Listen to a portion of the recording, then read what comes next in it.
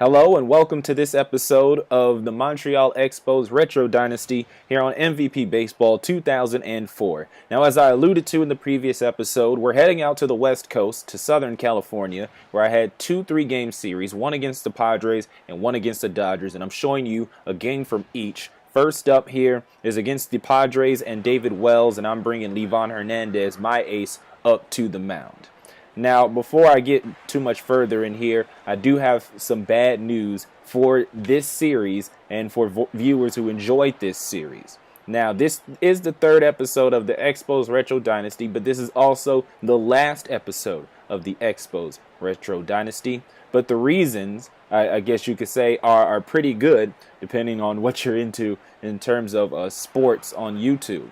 Now, what is happening here is that I'm in the process of shifting my focus of both the website simscoliseum.com as well as this very YouTube channel. Moving from general sports, I guess you could say that kind of an excuse for wandering and not knowing my angle, and I'm honing it into the genre of sports fiction, which is basically where I make up leagues and teams and players and pit them against each other. And I'm going to be doing that for the sports of baseball, of course, and then also I'll be doing it for football and basketball. So because of all of the work that will take, I'm going to have to push some stuff to the side. For instance, this Retro Dynasty, as well as any future franchises that I was planning on doing here for this channel, because let's be honest, if you want to do a franchise mode right here on YouTube, it's going to take a lot of work. And because I'm shifting a lot of the work into sports fiction, some things had to be left on the cutting room floor. Now, I'm not going to give up on the Expos. I'm going to continue this offline and see if I can revive this team that eventually moved to Washington. And you see reasons like this here, as what was supposed to be a simple 3-1 putout was botched by Livan Hernandez, who didn't even look back to Nick Johnson to get the ball to cover first and get the out. So I was in trouble there, but luckily I got out of that particular inning. But anyways, it's a shame too, because I really wanted to show people on YouTube, that I was looking to turn the fortunes around for the Montreal Expos, especially considering that their current version, the Washington Nationals, just clinched a playoff spot in the postseason, which comes up next week. But alas, some things just aren't meant to be. So in the meantime, let's take a look at these final two games here on the Expos Retro Dynasty and just enjoy them while we can. Now, as you saw, I was behind 1-0, and I was able to tie the game up. Now it's bases loaded, and I hit a pitch out of the zone, but it drops just on the foul line, and I'm able to bring in 2 runs. So now I'm ahead 3-1, and things are looking good here in these snazzy retro uniforms for this Retro Dynasty. So top of the 9th here, and I'm ahead 3-1, and now it's just a matter of insurance. So I get a man on, and I tried to get him to steal second, but he was out. So Carl Everett has the bases empty, but he'll occupy a base on his own, and he's able to get a stand-up double. And I'll tell you, I was having trouble with Carl Everett for a while, and I still am, quite honestly, as Tony Batista has intentionally walked. I don't know. He has high stats, and he's one of the few guys that I have under contract past this season.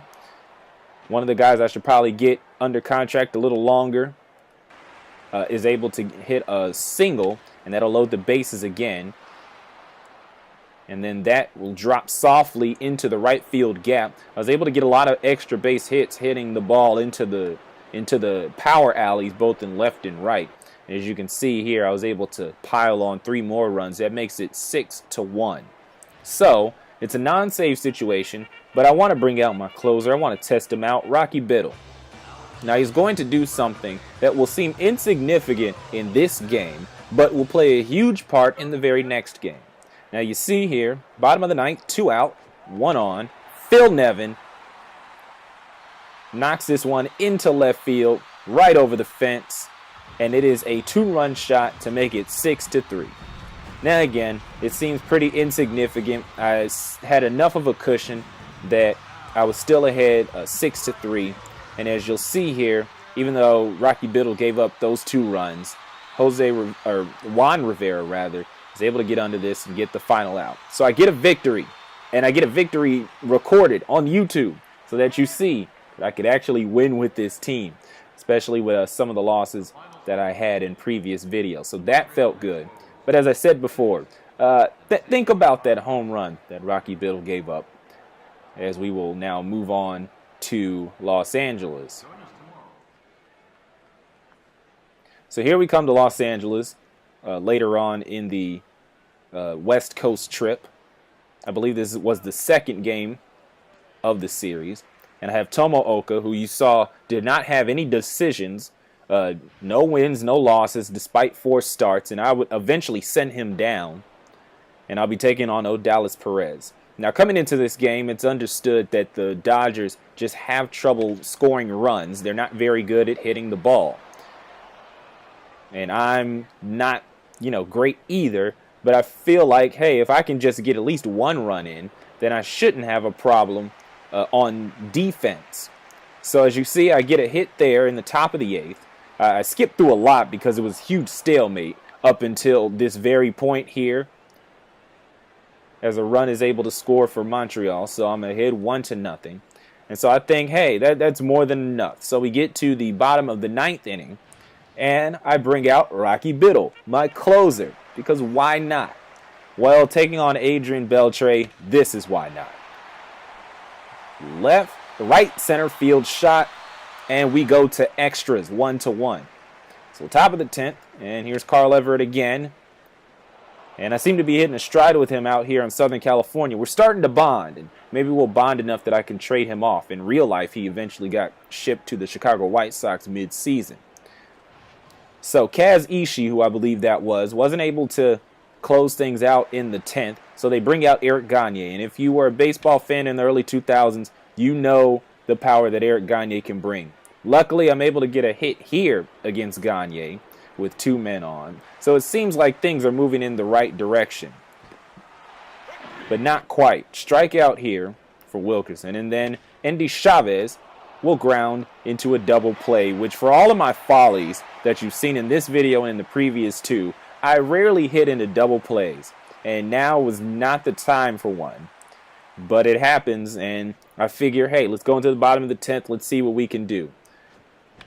So bottom of the 10th, here's Alex Cora, weakly hit. And if anything worth my salt, I would have been able to get that easy out pop-up to Orlando Cabrera at short. But no, still struggling with the controls. And so I pay for it. Dave Roberts comes on as a pinch runner for Alex Cora. Cesar Izturis, he will bunt. And it's a good bunt because the sacrifice is successful even though I get the out at first. So there's Dave Roberts, and here's Sean Green. Man on, 2 out. And right in the left center power alley. And home comes Dave Roberts, and there's the ball game. So I win convincingly in San Diego, and then I lose a close one in extras in Los Angeles, and yeah, it was heartbreaking. So I finished the 3 episodes of the Montreal Expos Retro Dynasty 1-3. So I wish I could have had a better record for you. I'm going to try to see if I can continue to carry on the legacy of the Expos offline. But in the meantime, that'll do it here for ERD on the Coliseum Sports Network. I thank you guys for watching, and I hope you have enjoyed the ride.